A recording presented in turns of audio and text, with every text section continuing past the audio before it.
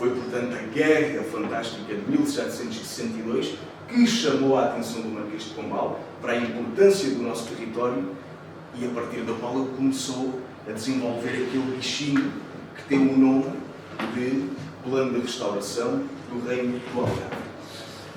Mais tarde, este regimento de artilharia da Marinha do Reino do Algarve, com o Conde Filipe, vai dar origem ao regimento de artilharia de Lagos, até que nós chegamos ao ano de 1774. E o que é que acontece em 1774? Vocês vão dizer, começou a construção de Vila Real de Santo António. Claro, muito bem, começou a construção da então nova Vila de Santo António de Armida. É verdade. Então a vila estava desprotegida? Não. Estava envolvida por todo este sistema de baterias de artilharia que protegiam a nossa vila. Portanto, é por isso que quando se dá as festividades da fundação de Vila Real de Santo António, nós temos testemunhas presenciais que se mostram hostis às festividades que aqui ocorreram. Hostis porquê? Diz-nos, por exemplo, o António Damião de Lemos Faria Castro, sobre o qual curiosamente escreveu a sua tese de doutoramento, diz-nos que ele foi uma testemunha presencial, esteve aqui nas festividades, participou no banquete, até viu-se obrigado, coagido praticamente, a ter que fazer umas rimas, um recital poético praticamente à pressão e de improviso, coisa que ele não gostou nada. Quando ele volta a Portugal e assiste às festividades da Fundação Vila Real de Santo António, ele mostra-se hostil à maneira como o governo do Algarve executa estas festividades, que têm um caráter belicista. Nós estamos a falar, as festividades de Vila Real de Santo António são 100% militares. São 100% uma encenação do poderio de que o exército português tinha sido revestido depois da reorganização feita pelo Conde Filipe. E diz-nos ele, repare o que diz esta testemunha presencial que esteve aqui e escreveu uma história de Portugal que foi censurada pela censura, faça a redundância, e não foi publicada. Existe a Doutrina Nacional da Turma do Tom, mas não está, portanto, em letra de forma. Está manuscrita, é o termo que me falta. E o que é que ele nos fala? Fala-nos das descargas de artilharia que retumbavam nos horizontes próprios, ou seja, os nossos horizontes, e alheios. Não estava contente com esta demonstração de poder bélico face aos espanhóis. E da mesma maneira, noutro momento, o António Damião de Lemos Faria Castro, o que é que nos vai dizer? Vizinhos e distantes da fronteira de Espanha que estiveram assustadas. Portanto, as pessoas do outro lado estavam assustadas. Enquanto a nossa civilidade, a frequente passagem a Ayamonte, não as desenganou de que tanto ajuntamento militar em Vila Real era só com o fim de autorizar os festejos. É uma coisa que não se fala. Quando se dá as festividades da Fundação, no 13 de maio, nós temos aproximadamente 300 convidados da nobreza. Nobreza do Algarve, nobreza do Alentejo, mas muita nobreza castelhana, da Andaluzia. E havia o receio de que esta nobreza castelhana da Andaluzia fosse feita de ferro.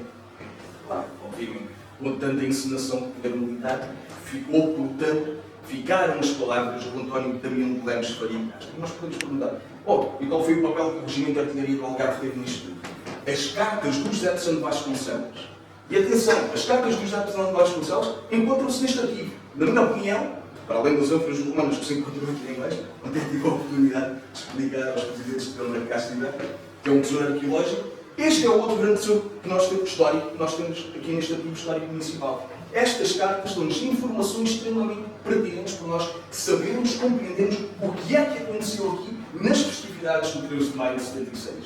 E o que é que nos diz o José de Santo Vasconcelos? Que o Regimento de Artilharia do Algarve postou a artilharia na praia de fronte da Alfândega. Ali o edifício da Alfândega tinha uma autêntica praia em frente, era areia, por isso é que isto se chamava Armida, e é frente ao mar para a salva de 21 tipos de peça quando passasse o excelentíssimo, portanto, o governador de Armas do Reino do Algarve e de mais tropa.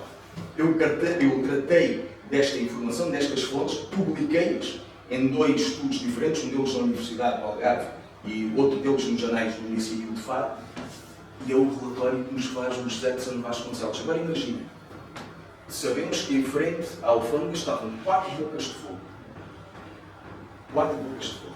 E que à passagem do governador, estas 4 bocas de fogo dispararam 21 tipos de peça. Portanto, podemos fazer as contas. 21 vezes 4. Estamos a falar de um autêntico bombardeamento que o território enfrenta a Alfândega, ou seja, entre a Ayamonte e a atual Isla Canela, foi sujeito. Era natural que as pessoas estivessem, francamente, manifestamente assustadas. Mas também nos diz o Sandro Vasconcelos, a propósito do nosso regimento de artilharia, as pessoas que estavam a proteger a vila, que a artilharia se postou na praia, portanto, em frente à Alfândega, para dar a salva quando se descobrisse a coroa régia do obelisco. Nós podemos visualizar a coroa do obelisco a ser descerrada e num movimento acertado, a artilharia a disparar para a Espanha, para o outro lado, para este território entre Ayamonte e Isla Canela. Portanto, isto são informações muito pertinentes, extremamente interessantes, para nós compreendermos a realidade destas festividades. Nós podemos perguntar, bom, mas isso foi em 1776, quando foram as festividades. E nos anos seguintes, o que aconteceu? Ainda ontem, dizia aos presidentes de Câmara, nos visitar na reunião que nós tivemos aqui da Associação Nacional dos Municípios Portugueses, dizia-lhes que o projeto Marquês de Pombal para a Vila Real de Santo António ficou em águas de bacalhau. E daí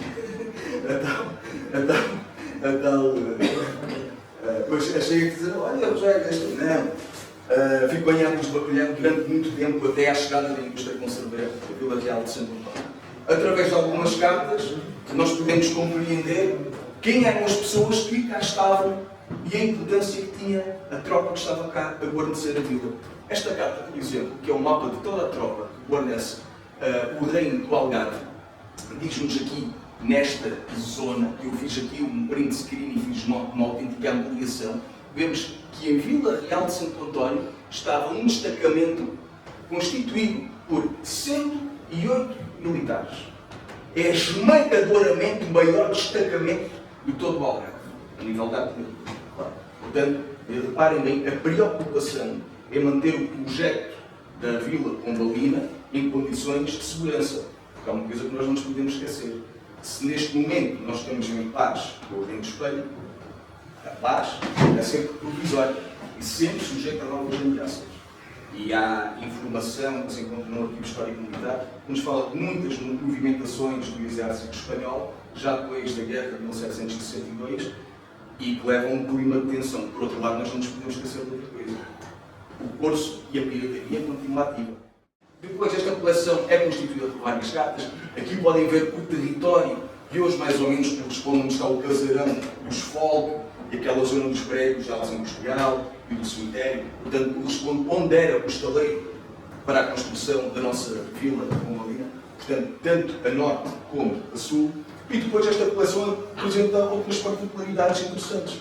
Por exemplo, o forte que tinha sido projetado para a Ponta da Areia, que não veio a ser concretizado, por mais prováveis constrangimentos orçamentais e económicos, quer dizer, a nossa crise económica, os amigos já vêm muito atrás. Já vem pelo menos desde o reinado de Dom Manuel, que assim sempre a crescer.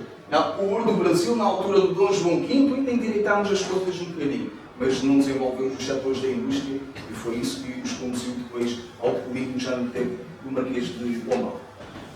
Este seria o projeto para a fortaleza da Ponta da Areia, se tivéssemos tido dinheiro para concretizar. E vocês vão dizer, mas lá na Ponta da Areia existe qualquer coisa, porque houve uns cilhares, é verdade. Mas não é este projeto do José de São Vasconcelos. É outro projeto que vem ser construído mais tarde, bastante mais pobre, mas quem não tem grão, caça com gato, como se costuma dizer.